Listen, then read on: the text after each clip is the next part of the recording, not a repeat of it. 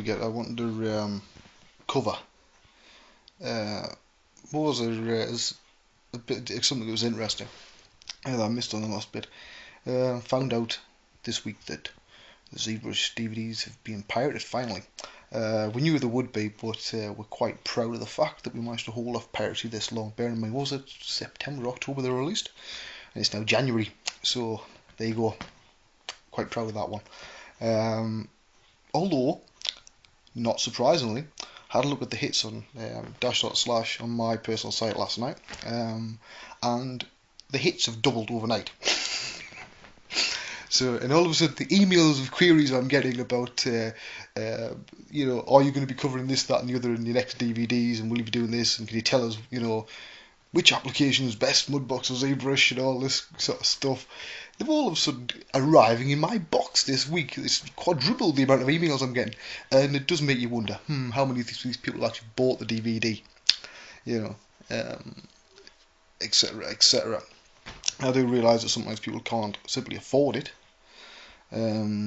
which is all very well, but people like me do this. It takes a lot of time, as I mentioned in one of the previous Waynecast, to do this stuff. It doesn't just take a couple of hours, not if you're putting any heart and soul into it and you're trying to help people learn, as opposed to just saying, look how clever I am, which is worthless as a tutorial aid.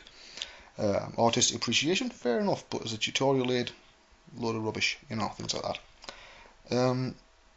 But we do need some sort of recompense for taking a couple of months out of your life to do these things. But I know there's people who won't agree with me, and they'll say that all education should be free. Well, yeah, it should be, but unfortunately somebody's got to make the damn stuff. And one of those many people is me. So the likes of me and Glenn and Taryn and people like that, we've got to take time out of, sometimes very busy schedules and turn down other jobs that would pay a lot more to do. It's, I don't want to sound like a bloody martyr, but it's the truth. That's what you've got to do. But yes, it's been interesting how the traffic's jumped. So I'm expecting to see, before much longer, a number of models similar to the one from the second ZBrush, getting the ZBrush Volume 2, the Orangutan. I'm expecting to see things similar to that, and similar muscle structures, etc., over the next couple of weeks on ZBrush Central, which will be quite interesting, because it's, I always like to see how anybody interprets something I come up with. It's really interesting, because they fall into two camps. They try and straight replication of what you've done to try and learn, the way you're trying to teach them, or they take it and say, okay, well, I'll change a few things and make it my style and try and make it their own. And sometimes you can come up with things you think, that's absolutely amazing, I wouldn't have thought of that. So the direction they're taking it in, and that's what art's all about. There's no right and wrong in art. There's only different. The way I do something wouldn't be the way that Taryn does it. The way that Taryn does it wouldn't be the way that Glenn does it. It's, everybody's different, and it's down to personal appreciation. What I may think is a good artist or sculptor in a traditional world, you might say that's a load of crap. Fair enough. We all like different things out of art. Art does have its fashions. We went through the stage of everybody had to do heads with massive loads of wrinkles and overly muscly blokies and sort of things like that. Lately we're going through a phase of what I call subdued reality, more realistic sculpts with less of a comic book character. But you're also seeing a resurgence in traditional comic book style sculpts of sort of Superman and things like that, which is really interesting. It's sort of splitting off into a couple of different groups. Now, whether it continues down that road, or whether people suddenly say, well, I'm sick of doing superheroes, I'm going to do this, or the people who are doing the realistic stuff, think, I fancy doing something a bit stylized. It's going to be interesting to watch and see how it turns out. For those of you interested to see the models that never made it onto that DVD, that video I was on about, of all the different models, you can see them on there on my laptop. That's all the stuff, all there. And if you're wondering what the one I'm doing for the 3D creative, this is an early shot of it. It's not finished yet. That's that's Birdman. He hasn't got a name yet, so that's what. It doesn't show up very well on this. That's basically what it's what the new people will end up being able to do.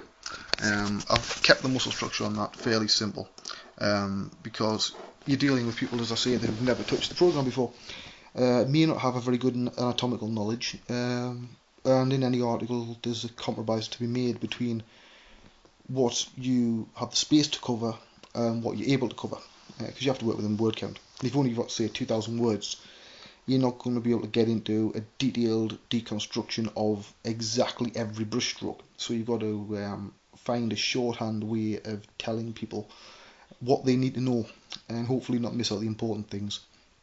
I know when I did the Spiel sculpting, some people were disappointed I never did the ear, which is, was wrote out, but unfortunately there just wasn't the space for it. I'm sorry. It's sometimes it gets cut out in the edit. It's simple as that. That model there, as I said in the last one, I did do a video of it. Now, if I release it, and if I'm allowed to release it, because I'm getting paid for all these, series of articles about this model, at some point it may see the light of day as a freebie. It's about 28 minutes long, so it'll be a good companion to that. I wouldn't be putting it out as a DVD because, one, it's too short, and two, it's already been covered in a series of articles. So yeah, hopefully it'll see the light of day at some point, but it depends on lots more stuff than that. It's not quite that straightforward, I'm afraid. So anyway, I'm continuing to rest. I'm going to make a cup of coffee in a minute because I'm absolutely parched, and yes, I still look rough. I probably do with a shower, to be honest. My hair needs cutting. You can always tell when I'm working a lot because I neglect my appearance, because I just get so into the art.